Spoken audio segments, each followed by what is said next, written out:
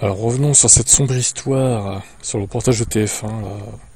Plein de commentaires, hein, évidemment, contre TF1 la plupart, sauf qu'il y en a qui sont arrivés, ils ont dit vous êtes des paranos, les pro-VE, vous êtes une secte, machin truc. Ils croyaient même qu'on leur supprimait des commentaires, enfin bon, c'est... On est vraiment dans un monde de fous, hein. Moi je supprime rien du tout. Le truc c'est que des fois YouTube, hein, si vous postez trop de commentaires d'affilée, je pense qu'ils peuvent vous détecter comme étant un spam. Ou si vous mettez des mots insultants, je pense que c'est pareil, ça passe pas non plus. Moi je supprime rien, je vais rarement d'ailleurs sur la partie commentaires, j'essaie d'y aller une fois par jour, mais bon c'est pas tout le temps le cas en plus, donc j'ai d'autres chaînes derrière à gérer, donc je peux pas tout faire. Bon alors, article de Frandroid, qu'est-ce qu'ils nous disent de plus sur ce reportage? Peut-être qu'on va apprendre des trucs, remarque. Peut-être que c'est pas fait exprès de TF1. Une fois de plus, la chaîne a diffusé un reportage semblant taper sur l'électrique. TF1 se retrouve encore dans le viseur de l'Arcom. Allez, il faut supprimer TF1 comme ils ont supprimé C8 et Énergie 12 du coup. Bah alors là, j'imagine même pas le scandale, hein. TF1 supprimé de la TNT, imaginez.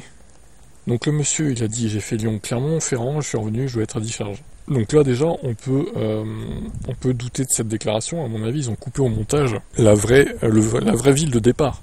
Parce que Lyon-Clermont-Ferrand, ça fait 165 km, c'est pas possible en fait. Même aller-retour. À première vue, on dirait qu'il a dû s'arrêter tous les 34 km sur un trajet d'aller-retour de 340. Même une trottinette électrique fait mieux. Mais attendez une seconde, si vous regardez bien, une petite mention discrète apparaît à l'écran. Le tournage a eu lieu à Saclay, près de Paris. L'automobiliste n'apparaît pas d'un simple Lyon-Clermont, mais probablement d'un périple Paris-Lyon-Clermont, sur environ 1000 à 1200 km. Du coup, 10 charges, ça devient un petit peu plus crédible, surtout en hiver avec une petite batterie. En gros, on passe d'une recharge tous les 34 km à tous les 100-120. Alors, en vrai, ça paraît beaucoup aussi quand même, hein. Même sur une voiture de 58 kWh, hein, quand même, quoi. Alors pourquoi TF1 n'a pas clarifié de vive voix? Mais surtout, moi je pense qu'il a dit qu'il partait de Paris de base au début du reportage et ils ont cuté l'interview pour laisser ces 5 secondes là pour foutre dans le doute le spectateur. C'est vraiment des méthodes abusées quoi. Le reportage donne l'impression que l'électrique c'est une galère sans nom. Peut-être que le conducteur exagérait. C'est plutôt 6 au lieu de 10. Ou qu'il aime en charger à fond chaque arrêt, mais TF1 aurait dû poser 2-3 questions pour éviter ce flou. Mais à mon avis, ils les ont posé les questions. C'est juste qu'ils les ont pas diffusées en fait, c'est tout, hein. Bon après le sujet c'était les moteurs C10 machin là. Quand la batterie se vide au bout de 200 km, un petit moteur d'essence prend le relais, ouais. Pour quelqu'un qui connaît rien en VE, ça sonne comme l'électrique c'est nul, heureusement il y a l'essence pour sauver la mise.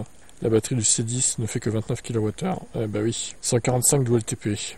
La version 100% électrique du C10 possède 69 kWh, 420 km WLTP. TF1 obligé de le préciser. Pourquoi ce reportage a fait polémique? C'est pas la première fois que TF1 se fait épingler. Oui, alors on nous dit vous êtes parano les pro-VE. Vous voyez le mal partout, mais non, en fait, les faits sont là. Ça fait 3 ou 4 reportages anti-VE qui diffusent. Au bout d'un moment, si vous ne voulez pas le voir, c'est pas notre problème, quoi. Arrêtez de vous voiler la face, quoi. Arrêtez de vous mettre des œillères. C'est la réalité, hein. La rebelote, les réseaux sociaux s'enflamment et les signalements pleuvent. Le montage est en cause, mais aussi le manque de précision. Dire pas assez d'autonomie sans expliquer le contexte est une erreur, ou pire une faute. Ou c'est fait exprès. On ne demande pas la lune, juste un peu de rigueur. Et nous, on aimerait bien comprendre, sans avoir à jouer les détectives. Et ils ont raison. Ils ont totalement raison. Donc voilà, moi comme j'ai dit dans l'autre vidéo, la télé je regarde plus. Vraiment, la seule fois où je regarde la télé, à la limite c'est pour la F1, quand c'est diffusé en clair du coup. Sinon c'est sur MyCanal. Mais je n'allume presque plus ma télévision. En fait, c'est ça la réalité quoi. Ou alors si quand je vais dans la famille utilise la télé encore. Donc obligatoirement je la regarde. Mais moi tout seul chez moi, non en fait. Ou très très très peu, hein, vraiment. D'ailleurs, je me demande si elle va pas finir par s'user la télé à plus servir, quoi. On en est là. Bon, bref, je sais pas votre avis, vous, mais tout ça, ça pue quand même, hein, pas mal. Hein. Donc, je sais pas pourquoi ils ont un dent contre les VE TF1, mais ça commence à bien faire. Bon, en tout cas, ça fait du contenu, hein, ma foi, continuer. Hein. Nous, ça nous fait rager, et puis du coup, ça attire aussi les anti-VE, donc pour défendre TF1. Donc, allez, let's go. Continuons comme ça, on va sur le bon chemin. Ou pas.